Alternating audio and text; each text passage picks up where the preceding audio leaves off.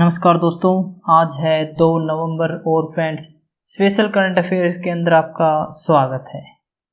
आज का हमारा पहला क्वेश्चन है, आदर्श आचार संहिता कौन सी होती है? What is the model code of conduct? तो आदर्श आचार संहिता भारतीय संविधान के अनुच्छेद 324 के अनुरूप है, जिसके तहत निर्वाचन आयोग को संसद तथा राज्य विधानसभाओं में स्वतंत्र एवं निष्पक्ष चुनाव की निगरानी और संचालन करने की शक्ति दी गई है। आदर्श आचार संहिता निर्वाचन आयोग द्वारा चुनाव से पूर्व राजनीतिक दलों और उनके उम्मीदवारों के विनियमन तथा स्वतंत्र और निष्पक्ष चुनाव सुनिश्चित करने हेतु जारी दिशा निर्देशों का एक समूह है। नियमों के मुताबिक आदर्श आचार संहिता उस तारीख से लागू हो जाती है जब निर्वाचन आयोग द्वारा चुनाव की घोषणा की जाती है और यह चुनाव परिणाम घोषित होने की तारीख तक लागू रहती है। आदर्श आचार संहिता का कानूनी परिवर्तन क्या है? तो आदर्श आचार संहिता को कानूनी तौर पर लागू नहीं किया गया है, यानी कि आचार संहिता का उल्लंघन करने वाले व्यक्ति को कानूनी तौर पर सजा नहीं दी जा सकती है, किंतु इसके कुछ प्रावधानों को भारतीय दंड संहिता 1860, दंड प्रक्रिया संहिता 1973 और जन प्रतिनिधित्व अधिनियम 1951 आदि के माध्यम से लागू किया जा सकता है। 2013 में कार्मिक लोक शिकायत कानून और न्याय संबंधी स्थायी समिति ने आदर्श आचार संहिता को कानूनी रूप से बाध्यकारी बनाने की सिफारिश करते हुए इसे जन प्रतिनिधित्व अधिनियम 1951 का हिस्सा बनाए जाने की बात कही थी। हालांकि निर्वाचन आयोग स्वयं आदर्श आचार संहिता को कानूनी रूप से लागू करने के पक्ष में नहीं है। निर्वाचन आयोग का तर्क है कि चुनाव पूरा कराने की अवधि अपेक्षाकृत काफी कम होती है और न्यायिक कार्यवाही में ज्यादा समय लगता है, इसलिए व्यवहारिक तौर पर आदर्श आचार संहिता को कानूनी रूप से लागू करना संभव नहीं। जिन ओवर एक्सप्रेशन कैसी प्रक्रिया है? तो जिन ओवर एक्सप्रेशन एक ऐसी प्रक्रिया है जो प्रचुर मात्रा में टारगेट प्रोटीन एक्सप्रेशन की ओर ले जाती है। यह प्रक्रिया उस कोशिका में हो सकती है जहां जीन मूल रूप से या अन्य एक्सप्रेशन प्रणालियों में स्थित होता है। जिन ओवर एक्सप्रेशन के दो सामान्य उद्देश्य हैं। इससे बड़ी संख्या में टारगेट जिन उत्पादों को प्राप्त किया जा सकता है, जिनका उपयोग अनुसंधान या उत्पादन में किया जा सकता है, जैसे कि प्रोटीन की 3D संरचना का अध्ययन और किण्वन तकनीक द्वारा इंसुलिन तैयार करना। जिन अति उत्पादन के माध्यम से टारगेट जिन उत्पादों के जैविक कार्य का अध्ययन किया जा सकता है। JAELA क्या है? तो JAELA एक प्लांट हार्मोन है जो जैस्मोनिक एसिड और अमीनो एसिड आइसोल्यूसिन के संयुग्मन से बनता है। JAELA पौधों की वृद्धि एवं विकास के कई पहलुओं में योगदान देता है और तनाव की स्थिति के तहत इसका स्तर बढ़ता है, जिससे प्रतिरक्षा यौगिकों का उत्पादन होता है तथा विकास बाधित होता है। पौधों के लिए पोटेशियम की क्या महत्ता होती है? तो पोटेशियम पौधों के लिए सबसे महत्वपूर्ण मैक्रोन्यूट्रिएंट्स में से एक है।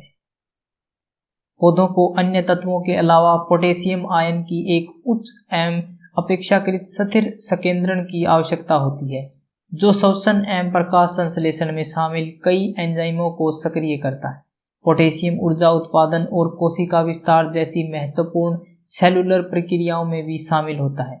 हालांकि मृदा में सबसे प्रचुर मात्रा में मौजूद होने के बावजूद पौधों के लिए इसकी उपलब्धता सीमित है।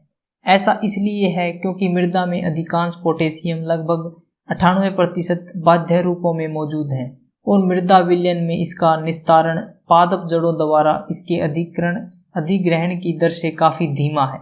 मृदा विलयन या विनिमय रूप में पोटेशियम की उपलब्धता मृदा अम्लता, सोडियम एवं अमोनियम आयनों जैसे कि अन्य मोनोवेलेंट कैटायन की उपस्थिति और मृदा के कणों के प्रकार जैसे कई कारकों पर निर्भर करती है। फ्रेंड्स, अगर आपको किसी भी बैंक चाहे आप SBI clerk, SBI PO, IBPS किसी भी अन्य बैंक के लिए अगर करंट अफेयर प्रिपेयर कर रहे हैं तो यहाँ से कर सकते हैं। राष्ट्रीय जूट बोर्ड की स्थापना कब की गई थी?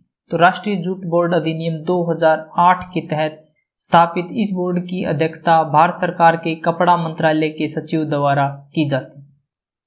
भारतीय जूट के प्रचार के लिए राष्ट्रीय जूट बोर्ड सर्वोच्च निकाय है। जूट विनिर्माता विकास परिषद का गठन 1984 में एक सांविधिक निकाय के रूप में किया गया था, किंतु अब इसे राष्ट्रीय जूट बोर्ड में समाहित कर दिया गया है। भारतीय जूट निगम लिमिटेड कोलकाता में स्थित भारत सरकार की एक एजेंसी है जो जूट की खेती करने वाले राज्यों को न्यूनतम समर्थन मूल्य एवं सहायता प्रदान करती है। इसका गठन 1971 में हुआ था। राष्ट्रीय सांख्यिकी कार्यालय कैसे बनाया गया है? तो केंद्र सरकार द्वारा 2019 में राष्ट्रीय प्रतिदर्श सर्वेक्षण कार्यालय और केंद्रीय सांख्यिकी कार्यालय का विलय कर राष्ट्रीय सांख्यिकी कार्यालय की स्थापना की गई थी। NSO देश में सांख्यिकीय प्रणाली के नियोजित विकास के लिए नोडल एजेंसी के रूप में कार्य करने के साथ ही भारत सरकार के विभिन्न मंत्रालयों, विभागों और राज्य सांख्यिकी ब्यूरो के बीच सांख्यिकीय कार्य का समन्वय करता है। इंस्टीट्यूशन ऑफ एमिनेंस क्या है? तो सोनीपत स्थित Haryana OP Jindal global university को उत्कृष्ट संस्थान या इंस्टीट्यूशन ऑफ एमिनेंस की उपाधि प्रदान की गई। 2019 में विश्वविद्यालय अनुदान आयोग यानी कि UGC द्वारा देश के 13 अन्य उच्च शिक्षा संस्थानों के साथ OP जिंदल ग्लोबल यूनिवर्सिटी को IOE की उपाधि प्रदान करने के लिए चुना गया था। हालांकि इसकी आधिकारिक पुष्टि के लिए कुछ विधायी और प्रक्रियात्मक आवश्यकताओं को पूरा करना आवश्यक था। 29 अक्टूबर को OP जिंदल ग्लोबल यूनिवर्सिटी और केंद्रीय शिक्षा मंत्रालय के बीच एक समझौता ज्ञापन पर हस्ताक्षर किए गए, जिसके बाद इस यूनिवर्सिटी को IOE के रूप में घोषित करने की आधिकारिक पुष्टि की गई। सर्व पावर योजना क्या है? तो केंद्रीय विज्ञान और प्रौद्योगिकी मंत्री द्वारा विज्ञान एवं इंजीनियरिंग के क्षेत्र में महिला शोधकर्ताओं को शोध एवं विकास गतिविधियों के लिए प्रोत्साहित करने हेतु सर्व पावर नामक एक योजना की शुरुआत की गई है। भारत सरकार के विज्ञान और प्रौद्योगिकी विभाग से संबद्ध विज्ञान एवं इंजीनियरिंग अनुसंधान बोर्ड द्वारा लंबे समय से विज्ञान व इंजीनियरिंग अनुसंधान के क्षेत्र में लैंगिक असमानता को कम करने के लिए एक योजना लागू करने पर विचार किया जा रहा था।